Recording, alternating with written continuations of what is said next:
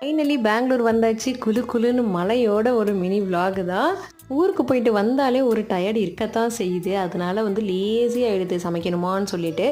யூடியூப்பில் எங்கே பார்த்தாலும் ட்ரெண்ட் ஆகிட்டு இருக்க இந்த கத்தியை நானும் வாங்கிட்டேன். என்கிட்ட நிறையா கத்தி இருக்குது. ஆனால் இந்த பிரிண்ட்டுக்காகவே வாங்கினேன், இந்த கலருக்காகவே வாங்கினேன். ரொம்ப அழகாக இருக்குது. வேலை செய்தோ இல்லையோ பார்க்க அழகாக இருக்குதுன்னு சொல்லி வாங்கிட்டேன். ரொம்ப சோம்பேறியாக இருந்ததுனால இன்றைக்கி ஆஃபீஸ் வேற கிளம்பணுமா, அதனால சிம்பிளாக காலையிலைக்கு நூடுல்ஸ் செஞ்சாச்சு. மத்தியானத்துக்கு எக் ரைஸ் தான். சைட் டிஷ் கூட ஒன்றும் பண்ணல, அந்தளவுக்கு சோம்பேறித்தனம். சரி பெங்களூர் வந்தாச்சு, நம்ம ரொட்டீனை கொஞ்சம் ஸ்டார்ட் பண்ண ட்ரை பண்ணுவோமேன்னு சொல்லிட்டு சுடு தண்ணியில் நெல்லிக்காய் பொடி தேன் கலந்து தான் குடிச்சிட்டு இருந்தேன். தேன் வந்து இந்த மாதிரி தான் இருக்குது. எப்படி பியூரிட்டி கண்டுபிடிக்கிறது எனக்கு சத்தியமாக தெரியல.